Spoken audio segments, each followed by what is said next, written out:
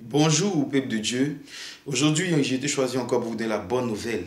La bonne nouvelle qui est la parole de Dieu. Aujourd'hui, nous allons rentrer dans Job 22, verset 21 qui dit: Attache-toi donc à Dieu et tu auras la paix. Tu jouiras ainsi du bonheur. La Bible dit: Attache-toi à Dieu et tu auras le bonheur.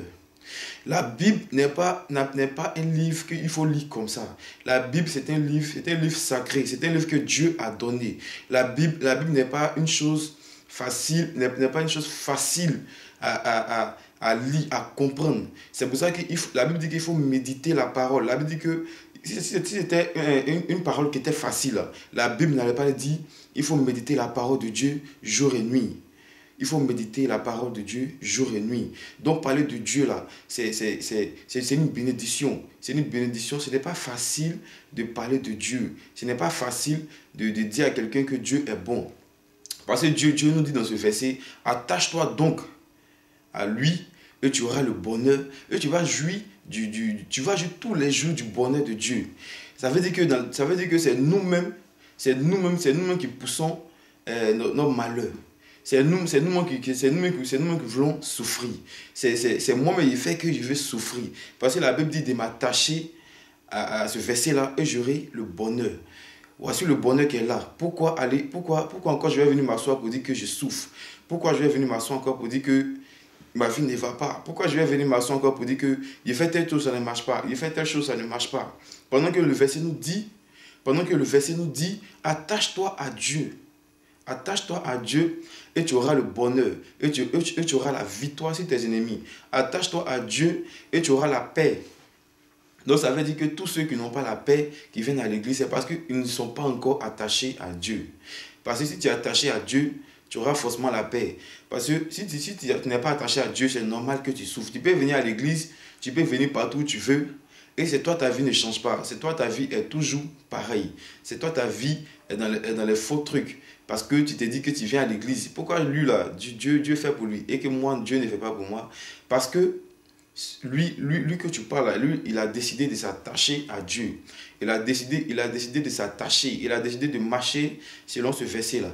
Il a décidé de marcher selon la parole de Dieu. Il a décidé que chaque pas qu'il doit faire, ça doit être un pas de la parole de Dieu. Parce qu'il faut lire la parole de Dieu pour pouvoir se comporter dans ce monde-là. Parce que tout ce que nous vivons dans ce monde est dans la parole de Dieu. Si tu cherches bien, si tu traverses une souffrance, si tu traverses un désert, tu verras que le désert que tu traverses là se trouve encore dans la Bible. Et la Bible va te dire comment traverser ce problème-là, comment traverser ce désert-là.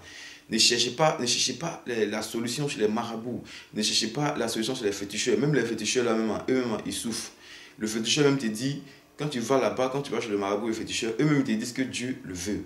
Et toi, tu vas chercher quoi encore là-bas? Tu vas chercher quoi encore chez les marabouts? Tu vas chercher quoi encore chez les féticheurs?